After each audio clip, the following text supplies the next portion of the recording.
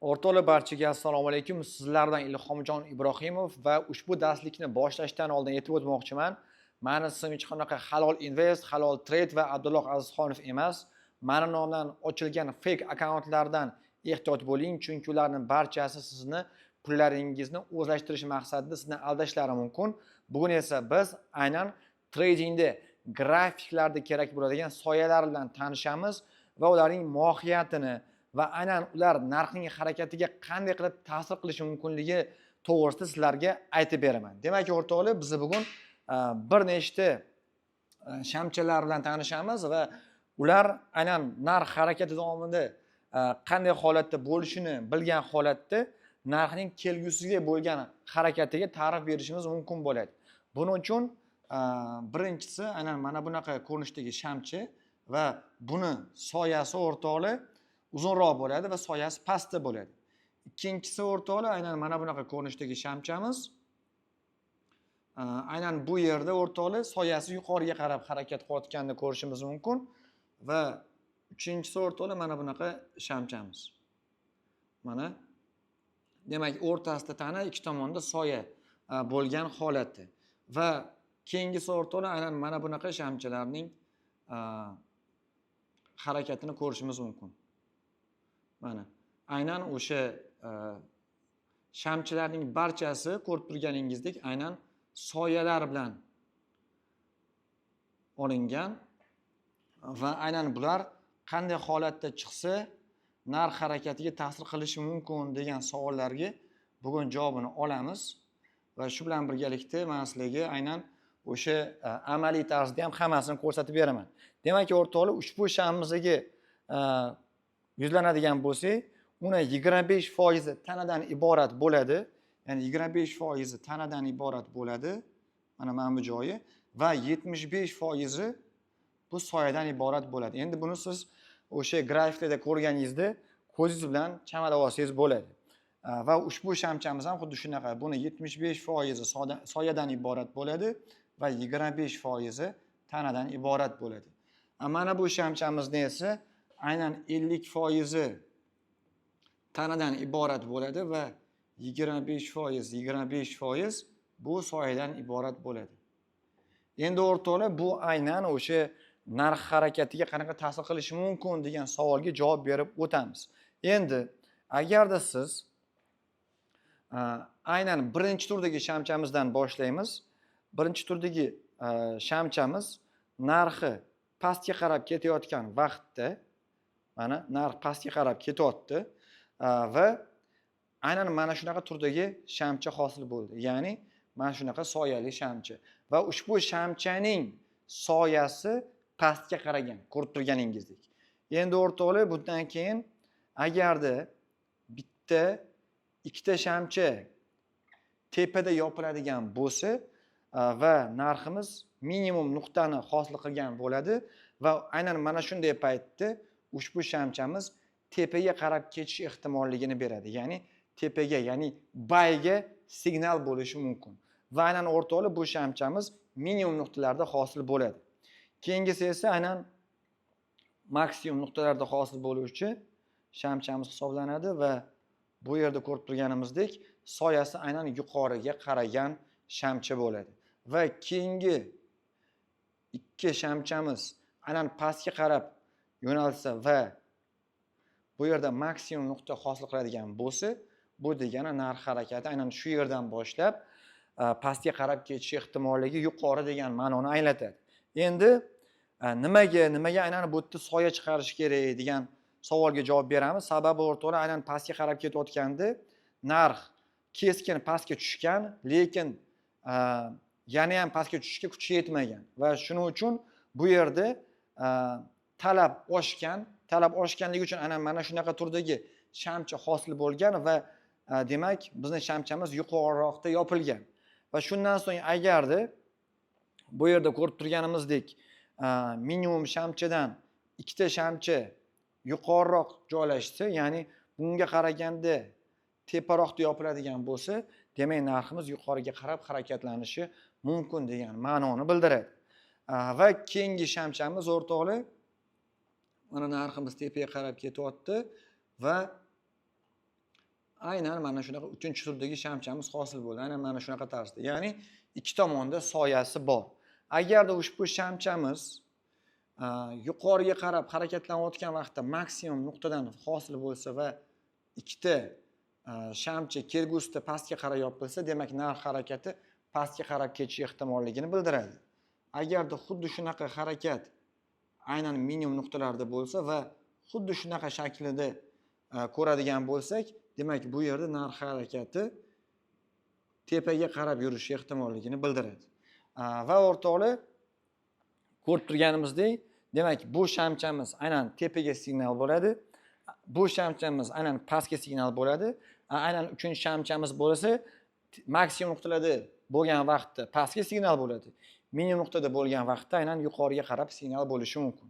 Endi aynan mana bu shamchalarimizga to'xtaladigan bo'lsak, ushbu shamchalarimiz mana narx pastga qarab kelyapti va ko'rishimiz mumkin, aynan bitta nuqtadan 4 ta mana shunaqa soya tashagan pastga qarab.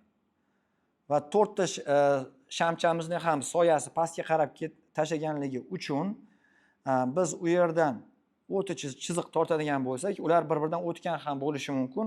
Bu esa aynan откат, ya'ni narx qarama-qarshi tomonga qarab ketish ehtimolligini bildiradi. Va ushbu joyimiz aynan minimum nuqtalarda bo'lishi kerak. Va shu bilan birgalikda agarda biz shunday turdagi shamchalarni maksimum nuqtalarda ko'radigan bo'lsak, bu yerda ham откат bo'lish ehtimolligini va narximiz aynan pastki tomonga qarab ketishligini ko'rishimiz mumkin bo'ladi. O'rtoqlar, ko'rib turganimizdek, ushbu soyalar bizga juda ham ko'p bozor holatlaridan ma'lumot beradi. Kelinglar endi buni hammasini biz grafiklarda ko'rib chiqamiz. Demak, o'rtoqlar, endi hozirgi aynan doskada ko'rib chiqqanlarimizni biz grafiklarda ko'rib chiqishga harakat qilamiz. Demak, birinchisi bu ko'rib turganimizdek aynan mana bu shamcha. Ya'ni xalq tilida bolg'a deyishadi. Mana ko'rib turganimizdek, ushbu shamchamiz maksimum nuqtada hosil bo'lgan, mana. Va aynan maksimum nuqtada hosil bo'lgandan so'ng mana ikkita shamcha pastga qarab ketdi va yo'nalishimiz ham aynan pastga qarab ketdi. Endi shundan so'ng yana xuddi shunaqa shamcha hosil bo'libdi. Mana bu yerda ko'rishimiz mumkin. Va o'rtoqlar, mana ko'rib turganimizdek, undan keyin bitta shamcha tepada, ikkinchi shamcha ham yashil bo'ldi, mana. Ikkinchi shamchamiz ham yashil bo'lgandan keyin narx harakati yuqoriga qarab harakatlangan va oldingi maksimumgacha deyarli yetib bergan. Endi yana davom etamiz o'rtoqlar. Va mana bu shamchamizni ham misol tariqasida keltirgandim, ya'ni 25% soya, 50% tana bo'ladi degandim. Va ko'rib turganimizdek o'rtoqlar, aynan maksimum nuqtalarda ushbu shamchamiz hosil bo'lgan va ko'rishimiz mumkin, bitta shamcha, ikkinchi shamcha tepada yopilganligi uchun bu hisobga olinmaydi. Mana ikkinchi shamcha pastda yopildi. Mana 1, 2 bo'ldi. Bu yerga narx harakati pastga qarab ketishini bildiradi. Endi yana dalshi ketamiz va aynan shunday turdagi shamchalarni qidirishga harakat qilamiz. Mana bu yerda ham ko'rib turganimizdek, aynan mana shunday turdagi shamcha hosil bo'lgan, ya'ni soyasi tepada, lekin bu yerda impuls shamcha hosil bo'lganligi uchun biz bu shamchani hisobga olmaymiz, chunki bizga aynan narx harakatini xavfsiz ko'rishimiz uchun kichkinaroq shamchalar bo'lgani yaxshi. Va o'rtoqlar, demak, sekin-sekinlik bilan ko'rib boramiz. Aynan qayerda shunday turdagi, mana bu yerda ham ko'rib turganimizdek shamcha bor ekan. Mana 1-2 narx harakati tepaga qarab chiqib berdi mana. Bu aynan 30 minutlik time frame'da ko'ryapman. Atak kattaroqlarni ham ko'rsanglar bo'ladi, 1 soatlikni ham, 4 soatlikni ham ko'rsanglar bo'ladi. Mana bu yerda ham ko'rishimiz mumkinki, o'rtoqlar, ikki tomoni soya, o'rtasi tanali shamchamizni va bundan keyin katta impuls bo'lgan, lekin bunaqa impuls bo'lsa o'rtoqlar, biz narx harakatini tasdiqlamaymiz. Ya'ni bizda kichkinaroq shamchalar bo'lgan yaxshi. To'g'ri, bu yerda narx harakati keskin pastga qarab ketishi mumkin. Lekin o'rtoqlar, bu aynan minimumlarda hosil bo'lganda bizga biroz noqulay bo'lar edi narx harakatini aniqlagani. Yana qaraymiz, aynan shunaqa shamchalarni qidirib ko'ramiz o'rtoqlar. Va mana bu yerda ko'rishimiz mumkin so'nggi ko'rsatgan shamchalarimni, ya'ni har tomon soyali shamchalar bor edi. Va bu yerda ko'rishimiz mumkin o'rtoqlar. Aynan mana shunday turdagi shamchani mana 4 ta soya pastga qarab bizga signal bergan va undan keyingi mana bitta ikkita shamchi tepada yopilgan va narx harakati bu yerdan aynan minimum nuqtalardan yuqoriga qarab ketgan. O'rtoqlar, bu xoslarga o'rgatayotganim tradingni hamma yo'nalishlarda ishlatsa bo'ladi. Faqatgina endi men asosan kriptovalyuta bilan aksida ishlaganligim uchun sizlarga kriptovalyutadan ko'rsatib berolman, lekin forex bozori uchun men unaqa qiziqmayman, chunki bilasizlarki, men u yo'nalishdan chiqib ketganman. O'rtoqlar, yana biz soyalilarni qidirib ko'ramiz, ya'ni o'sha 4 ta soyalik shamchalarimizni, chunki ulardan biz kamroq ko'rdik. Aynan ushbu 4 ta soyali shamchalarimiz grafiklarda biroz qidirayotganimizda qiyinchilik tug'dirishi mumkin, chunki bunday turdagi shamchalarimiz sal kamnamo bo'ladi. Mana bu yerda ko'rishimiz mumkin o'rtoqlar. Tak 1 2 3 4. Ya'ni общий ham oladigan bo'lsak, hammasi ko'rayotgan bo'lsanglar, uzun-uzun soyalar bilan atkat bergan va bu ham aynan narx harakatini qarama-qarshi tomonga qarab ketishini bildiradi va mana bu yerda ham ko'rib turganimizdek, o'rtasidan ikki tomoni soya shamchamiz bor ekan. Mana o'rtoqlar. Undan so'ng bitta ikkita shamcha yuqoriga qarab harakat boshladi va shundan so'ng narx harakati ham tepaga qarab ketdi. Ko'rib turganimizdek o'rtoqlar, hozir o'rgangan narsalarimizni bozorda qanchalik effektivlik darajasi kuchli ekanligini guvohi bo'lmoqdamiz. Sababi to'g'ri oddiy soyalar, oddiy shamchalar, lekin bizga juda ham ko'p ma'lumot bermoqda. Va o'rtoqlar, mana bu joyni ham ko'ramiz. Demak, aynan mana bu nuqtalarni oladigan bo'lsak, mana bu joyda ham minimum nuqtalarda biz nimani ko'rishimiz mumkin? Ya'ni soyasi pastga qaragan shamchani. Lekin undan keyin narx pastga qarab tushdi bir marta. Chunki narx harakati tasdiqlanmadi, lekin aynan mana bu yerdan bitta ikkita tasdiqlab berdi narx harakatini. Ya'ni aytgandimki, aynan ikkita shamcha bir-biridan tepada joylashgan bo'lishi kerak dedim. Endi aynan ushbu shamchamiz, ya'ni mana bu ikkita shamchamiz bu zonani buzib o'tmasdan narx harakati tepaga qarab yo'nalganligi uchun aynan bu ham bizga harakat yuqoriga qarab ketish imkoniyatini beradi. Va o'rtoqlar, o'sha oddiy bizni soyalarimiz bizga qanchalik bozorda signal berishi mumkinligini ko'rishimiz mumkin. Mana bu yerda ham aynan mana shunday turdagi shamchani ko'rdim mana. Ko'rib turganimizdek. Endi bu yerda impuls bo'lgan ekan, ikkinchi shamchamiz bu unchalik ishonchsiz. Endi nima uchun bu ishonchsiz deyishimning sababi, chunki impulsdan keyin ko'pincha atkat bo'ladi, ya'ni bozor pastga qarab yo'naladi. Chunki kuchli talab bo'ladi, shundan so'ng taklifga qarab, ya'ni bozor narx tushishiga qarab yo'nalishi mumkin.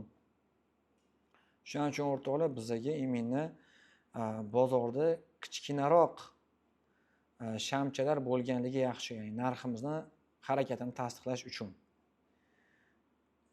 Demak o'rtoqlar, menimcha hammasi tushunarli bo'ldi hammaga.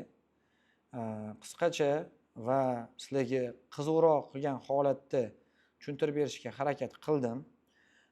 Va aytib o'tishim joizki o'rtoqlar, yana sizlarni qanaqa mavzular qiziqtiradigan bo'lsa, biz albatta bu mavzularni yoritib berishga harakat qilamiz. Ushbu mavzularni albatta izohlarda qoldiring va agarda ma'lumotlarimiz foydali bo'lgan bo'lsa, like bosib, obuna bo'lib qo'yishni unutmang va shuni aytib o'tishim joizki, agarda siz trading bo'yicha ilk bilimingizni olmoqchi bo'lsangiz, bizni Pro Trader kurslarimiz mavjud va albatta pastdagi havola orqali trading bo'yicha bilimlardan boxabar bo'lish uchun yopiq kanalimizga obuna bo'lishni unutmang.